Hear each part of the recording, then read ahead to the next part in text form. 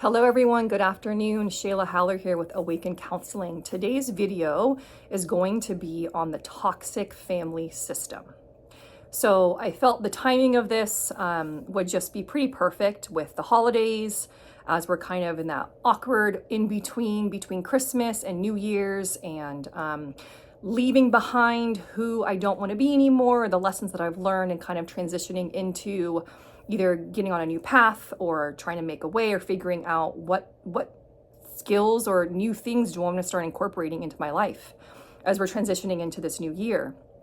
And so, some of us have had time with family members. Some of us have been traveling, right, to be at family members, bouncing between, if you're a blended family, right, or just a family in general, bouncing between multiple people's houses, maybe even just feeling that pressure to make sure that you're spending quality time with all members of the family, extended family members. And for those of you who have been able to just, either stay at home or be with your own immediate family, right? And just kind of whether you're creating new traditions or breaking old ones, this video is for you. And so going back to the toxic family system, family dynamic, because to be quite honest, as a clinician here in my office, I am dealing with, I get to deal with a lot of people who come in who are trying to process and make sense of them as an adult now, and how certain decisions that they make currently, or the things that they're trying to process and learn and recognize, are all coming from previous learned experiences or limiting beliefs through a family dynamic. And oftentimes that family dynamic is toxic.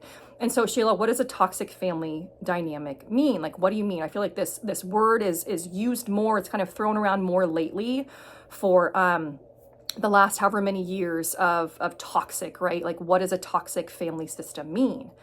And so for me, with the clients that I reach with individuals, couples, all that kind of stuff, that a couple things here that I want to address.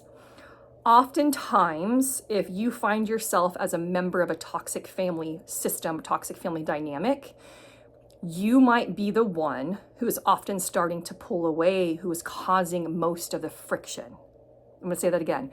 So you might find yourself being that one within the dynamic of the family who seems to be causing the most friction. And by friction, I mean that you're the individual, or even if you're married, the couple, or if you're in a relationship, that if you and your spouse are on the same page, you guys might be causing all of this, this chaos in a sense of toxicity because of the toxic dynamic. You're the one, or the two of you are the ones who are trying to pull away from it. And so oftentimes in toxic family systems, we will see that the one who, in my situation, in most cases of what I'm seeing in my office, is that one person that I feel like maybe 10, 15, 20 years ago would be known as the black sheep, but actually transitioning into this environment now that we have more focused on mental health and transforming and growing and stretching and healing, is now actually more of a toxic family system of where that person is no longer the black sheep. They could be the one who's actually coming in and breaking up that system, that dynamic within the relationship, within the dynamic of the family. So no longer is it the black sheep, it could be the one who's actually causing the resistance.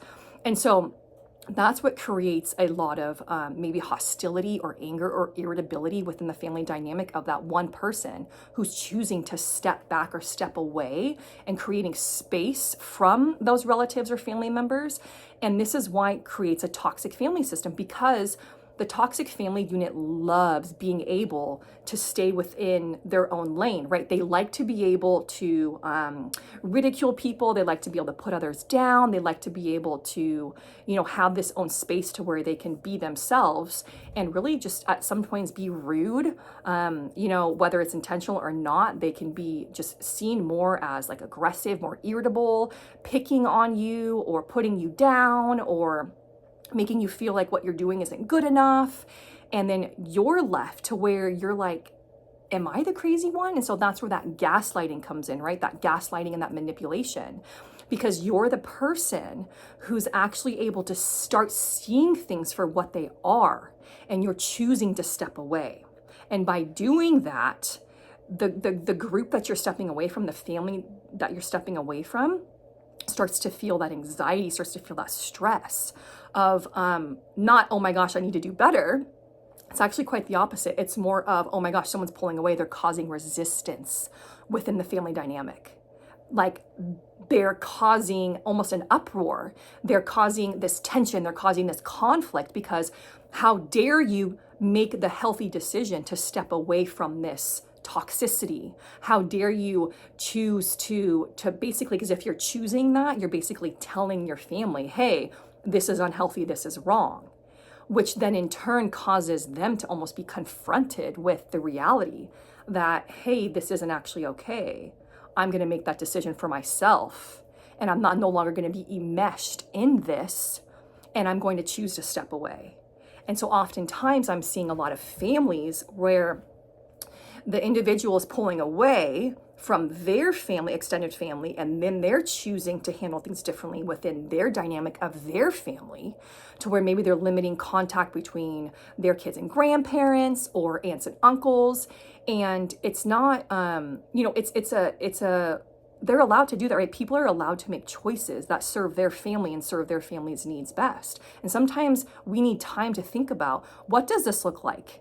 Am I being manipulated? Am I being controlled? Am I being gaslit? And some things that you can actually reflect on and ask yourself are, there's a couple different things that you can refer to as far as like, am I a part of a family system that is toxic? And so a couple of those characteristics to look for are, first and foremost, they disrespect your boundaries. This is a huge one. I think boundaries, right, is like this buzzword, but really boundaries is, hey, can you please not send gifts for the kids? We have plenty of toys, but if we can send you a list of one item that you can purchase for the kids that they really want and really need, that would mean a lot to us, and we would really appreciate that. A family member who is discounting or disregarding that and saying that's ridiculous, I'm grandma or grandpa, I will spoil my kids however I want, my grandkids however I want, boom, right there, they've just crossed your boundary. Okay, and so another example of being in a toxic family system is that they are very manipulative or controlling. So the manipulation, right, and the controlling of, well, no, like, this is how you need to do something, right? Or, if you put a certain clothes on your kids, or you style their hair a certain way, and then the individual goes in and changes it, right? And tries to say, no, well, this way is better. Controlling, they're trying to control the environment, right? They're trying to control all of the people around them, to where at times it might seem like, oh, well, they just want things to be a certain way. And as we get older, we actually start to see, actually, that's super unhealthy.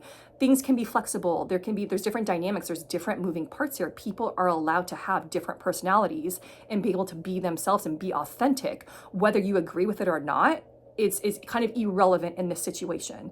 But the toxic family member or members like to kind of create this back and forth, this banter, this anger, this manipulation, this controlling, to make them feel safe. So this is really rooted in more of a trauma. This is a trauma response, to where don't be the one who steps out of this, stay enmeshed within this, because then that's just how our family is. No, that doesn't mean it's right. And so another example of if you're living in a toxic family system is they lie, right? To where sometimes I've also seen in my office, to where if you have siblings, the family or the mother or the father will treat one sibling a certain way, usually more often when they need them, right? And that's also the parentification. So they'll treat a sibling one way, and then when that sibling no longer needs them, or when that sibling is able to become more independent financially, right? We see a lot of financial control as well in toxic family systems. So when that individual is able to kind of pull away a little bit, and they're able to distance themselves, and they're able to see it through a different lens, right? They're able to see the lies, the manipulation, the control. And oftentimes you'll see siblings to where they might even get put against each other, to where the parent is putting the siblings against each other and creating this triangulation of just manipulation and control, to where one sibling will receive something from a parent, where the parent will tell them something, and a grandparent, it goes really for anyone, where someone will tell them something about their other sibling, to where then the other sibling thinks, oh my gosh, like that's what they think about me. And then it causes friction and strife in between those two siblings. And then they're angry or upset at their sibling because, well, what the heck? Why didn't they come to me? Why didn't they talk to me about this? It's not true, right? So people within a toxic family system often lie to get the attention or to be the victim in a situation. So that could sound something along the lines of, oh, well, I tried my best to create this beautiful environment and, to be able to, make a trip to be able to all go somewhere. And your sister just said that they didn't have enough money or it wasn't the right time. And they just blew me off. When really, when you go directly to the source, which I always encourage people to do, directly to the source, as long as it's safe, going directly to that source, you'll actually find out that it's a completely different story. Like maybe there was a surgery scheduled, or maybe they got the news that they were welcoming a new member to the family.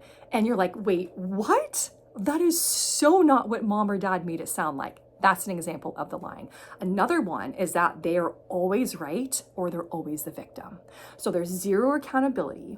There's zero acknowledgement of your feelings and how you feel about something. It's all about me, okay?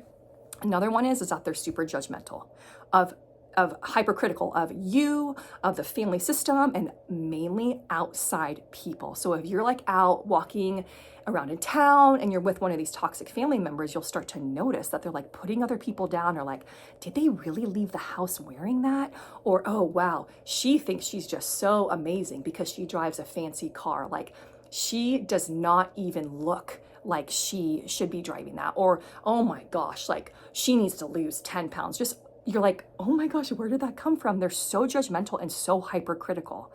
That is a member of a toxic family system. A couple more here is that they are all take and no give. So they'll take. Oh, well, you need to do this for me. You need to do this for me. Like, I'm going to add this onto your plate. I'm going to do this, but don't you dare come and ask me. Nope, I'm not changing anything. I'm not willing to budge. This is what we're doing. So that's another example. Another one is that paying attention to your body. When you leave that environment, do you feel drained? Do you feel stressed? Or do you feel hurt after spending time with them? Are you leaving feeling better or worse than when you got there? That's another example. And then also, you actually start to realize the full impact of what does my life look like and how does this affect me and the people around me if I stay in this cycle, if I stay in this relationship. Okay, so those are some examples of, am I in a toxic family system? Those are just some ideas, and to really remember that you're the one who's causing that resistance. And to also, I'll take it another layer here, is that have you ever stopped to think about, maybe you're that generation who was brought here to break these chains, to break the bondage of just this cycle of abuse, the cycle of trauma, the cycle of toxicity. Maybe you were the one who was chosen because you're strong enough to be able to handle this, and you're strong enough to be able to confront this. And I'm not saying it's going to be easy. So what I am suggesting is that to find support, maybe this is a calling for you to start therapy, to start to run some of these things by a licensed professional, so that way you don't feel like you're crazy during this time of confusion. Okay, and so that's my inspiration for today. And then in my next video, I'm actually going to start this part 2. So this will be a 2-part series. In part 2, I'm going to actually provide you with information and tips on how to deal with toxic family members. Okay, I hope you have a wonderful day. Bye.